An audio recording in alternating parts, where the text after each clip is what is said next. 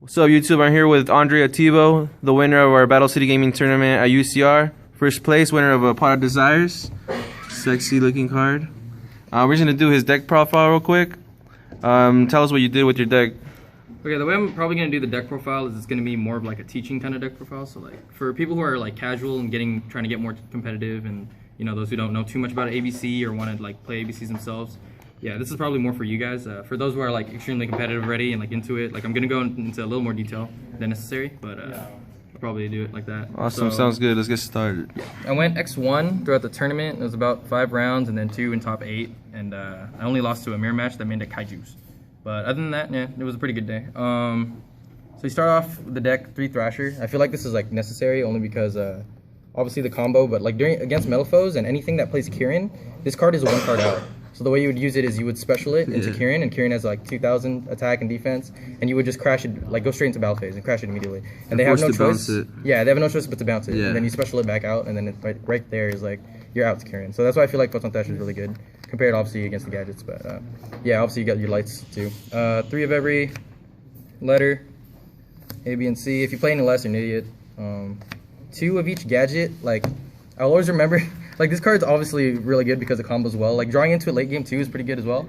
But you don't want to draw multiples, which is why you only play 4. When you get... Because I always remember the game where I drew, like, 2 gadgets for turn. I made, like, Tsukiyomi, and then I drew off Tsukiyomi, and I drew 2 more gadgets. And I was only playing 4 at the time. So, yeah. But this is obviously an engine starter, so necessary. So 3 is too much of each? Yeah, 3 of each is a little too much. I mean, that's just how that works. Max C, I actually have a huge problem with this card. Because it's really good when it's good and it's really bad when it's bad. So like when you have it in hand, like going second, it's super good. It's like really good. But when you have it in hand going first, it's really bad because you have to discard it for Tsukiyomi, for the Tsukiyomi play. So yeah, I had to like flip flop between putting it in or not putting it in because now that it's only at 2, like it's harder to see it. But it's actually still like really good. So that's what you usually side out then when you're going? Yeah, when you're going first, like always side this card out because you just don't want to see it. But going second, like always put it in. And obviously, you know, like as an ABC player, because this deck doesn't have a lot of draw power, like this is basically the only draw power we have, like you kind of need like the extra draws as well sometimes. So yeah, I feel like it was a little too necessary to play, unfortunately. But that's it for the monster count. No empowered or anything like that. No brilliant fusion or anything like that. Like I feel like those builds are a little too bricky. So like I tried to just make it as consistent as possible and enough to keep up with the Metal Foes build, the current Metal Foes competitive build. Is that your hardest matchup, Metal Foes? Yeah, I feel like honestly it's everyone's hardest matchup.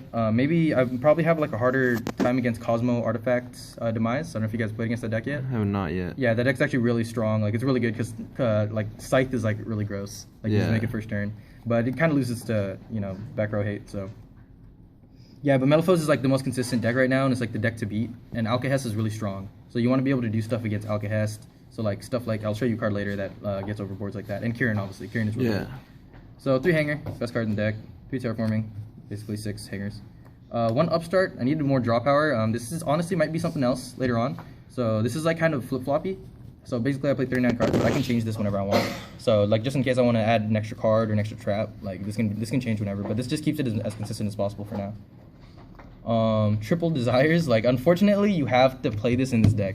Like for this deck to work out the way that it needs to work, Triple Desires is just really needed because this deck has 0 draw power. Like this is it right here.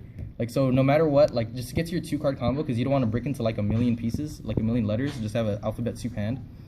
Like having this, like you really need this to complete what you got to get. Do you ever get rid of all of your letters and not be able to go into the busters? It's happened like once or twice, but literally the probability of it happening is so low, especially in this deck since you play so many monsters and so many letters. You run 3 of each. Yeah, the chances of it happening are so low that it's just like not gonna happen most of the time. So like if it does happen to you, you're probably one of the unluckiest people out there. Yeah. But like this is just like really good. Like honestly, it's a +2, it's a +1. Even though you banish your cards, like seeing it first turn, and especially seeing it after you already have the play, like seeing you make Tsukiyomi, then you discard your cards and you have it set, and then you activate it, and then you draw into 2 more that could be traps. Like it's really good. It fixes it up. There's like no excuse to not play Triple Desires, especially like in most of Dex's format. So maybe 2 Desires as well. I don't know. Now the good card that I play, that not all ABC's deck plays, especially not over here in the TCG, is Book of Eclipse. This card is like probably the most sought out card next to Twin Twister that I'm looking for when I'm looking to draw. Like this Maxi, and Twin Twister are all really good. Are all really good cards because when you're going second and you're playing against Metal Foes, and they make board Kieran Alcahest, like you don't have any way out of that board because they can just take your letter when you try to do combo. Yeah. When you try to do the hanger letter, they can just take the letter, or they can just bounce the letter with Kieran. But this card puts them all face down. Like it doesn't target, it doesn't do anything. This is just the one card out. It gets rid of basically the whole board for you. It fixes the whole problem. And in the OCG, they main deck. I've seen the main decking 3 of these or main decking Kaijus as well. And that's what we haven't done here yet in America. And that's what's bugging me in the TCG because people aren't doing this. And a lot of people are messing around with cards like Instant Fusion and messing around with cards like Empowerment and like Dragotes. And I'm not sure if that's the correct way to go. But right now, I feel like this is the most consistent thing to do. So you always have an out in your deck, and you always have your combo as well with Triple Desires. I tried bumping it up to 3, but sometimes it can get a little coggy as well. Yeah. So definitely 2 or 3 is like the number. But I'm probably gonna try 3 again for sure. 3 Twin Twister. This works every time you go first. I mean, every time you go second. And even if you go first, you can set it against any pendulum deck. It's amazing. Just flipping it on like the scales is like broken. Like flipping these when you see the 1 and the 8, like that's how normally you would play it. If you see Melfos, they set the scale for the 1 and the 8. The second they do, you just Twin Twister all of it. That's usually how that works out. Works out really well. Card of the format for sure that I love is D-Barrier.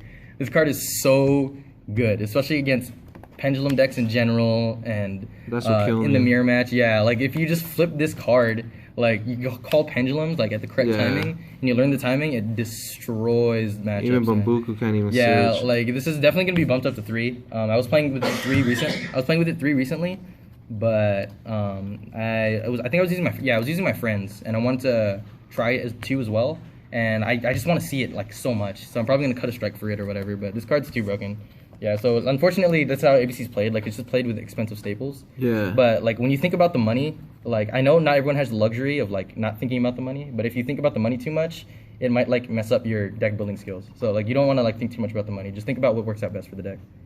And then 3 strike. If I put in the 3rd D-Barrier, I'm probably gonna cut 1. But this card's obviously really good. Good against pendulums. Vanity's Emptiness card needs to be banned. Card's too good. And then Warning. So that's the main deck. 39 cards technically, 40 cards or whatever. I'll just go with the side deck. Side deck first? Side deck, 2 Denkos. Cards broken against Magic Spectre Demise and a little bit in Cosmo Artifacts. And then new deck, Paleozoic Frogs. Like this card is really good against Paleozoic Frogs. Because that deck's really slow. Paleozoics really are all their monsters, they're trap cards. All their cards are traps. So they usually don't have an answer for this except Warning. But hopefully they'll start siding like Chaos Trap Holes and stuff. But this is just a blowout by itself. So really good in ABC. Unfortunately, it does use up your normal summon, but even so, like usually you can push through depending on what you're playing against. So that's a good out. Gammy Seals, they're almost. I like these. Like I like these as a going second option, but I wasn't like a huge fan of it. Like it never like actually won me any games, but it worked out. Like there was one time where I Gamma Sealed my friend's Rafflesia, so then he couldn't like floodgate me. So, but this card's really good for an out. It might be changed for something else. I'm not sure exactly what it's gonna be, but. Chaos Hunter, really broken against rogue decks, like things that vanish a lot.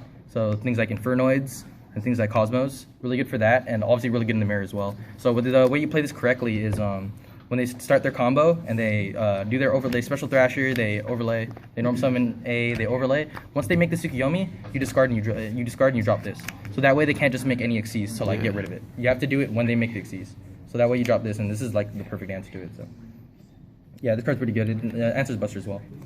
Flying Sea, I actually love this card a lot. It covers a lot of bases. It works as well as for ABC. So when they go Thrasher, they go A, you just give them Flying Sea, and then they can't make their Xyz to make Buster. So this card's really good for that, and also obviously for the BAPK if you see it. So this card's really good against them as well. And Pot of Acquisitive is probably one of the better cards that I've had sided. Like for people who try to Winter Cherry, who still play Winter Cherries, that card's actually really bad now because Winter Cherries like isn't good at all times. But this card's really good because it fixes your, if you get Winter Trade, you can just chain this like immediately and put all your dragons back and then you just make it. So they just wasted a card basically and you get to draw a card. And also it works out in the mirror. So the way that it works out in the mirror is if when they make their own Buster, during their turn they tag out, because they have to, their cost is that they have to target the 3 banished monsters, then you chain this and then you target the 3 banished monsters, their 3 banished monsters, because it's any banished monster. And then you draw a card. And then you draw a card off of it. And so like they lose a Buster and you get to draw a card. So this card's like super good in the mirror.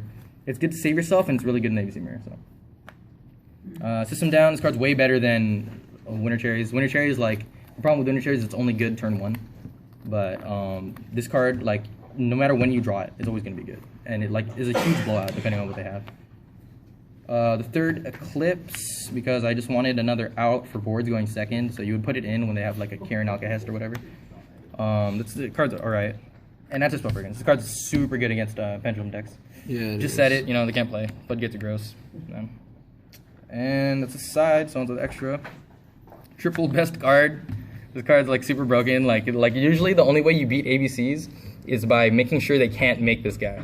So like if you can play a game where you don't let them make Dragon Buster, depending on how skillful you are, and not letting them make Dragon Buster, then you're most likely going to win that game. Because you just need to get rid of this, because they just become a regular rank 4. So like as long as you can make sure this doesn't drop, it happens. Like your skill cap's up here. But once this gets dropped, all of a sudden your chances of winning just went down here. Like that's how bad it is. Like this card like it resolves too many pluses, it like does too many things at once. Yeah, this card's like really good. This is like completely the win condition. So if you're playing ABCs yourself, always try to make this as fast as possible. ASAP. Like this is the first thing. Tsukiyomi, it allows your play. Gear Gigant. Okay, yeah, so Dark Rebellion. Basically, just an extra beater. There was a time where I beat someone because I Book of Eclipse their Diamond Dire in the mirror. So they overlaid for Diamond Dire, and then I Book of Eclipsed it. Yeah. So that way they couldn't make the ABC Buster because the Xyz were underneath the Diamond Dire. Then it flipped back up, and then I was able to OTK them because I couldn't make a second Buster, but I was able to make the Dark Rebellion and use effect to take half of Diamond Dire's attack. So he was at 35 at that point, and then I just Castelled it away. So then this was 35, Castell, and it had one Buster. So that was like exact. That was like perfect game. So this card like pushes for a little bit more, just in case you need more for the OTK. And this card's really good for when you dodge out, you have 3 pieces, and you just want to clear board. Spark Dragon. Yeah. So you can detach 3 to just immediate like blow up the entire board real quick. So it's pretty good. I mean, it's not necessary, but like when you don't have room in your or when you have extra room in your extra deck, you have options. And this is probably one of the better ones. So for sure. And yeah. All right, so that was Andrei's ABC Dragons, first place at our tournament.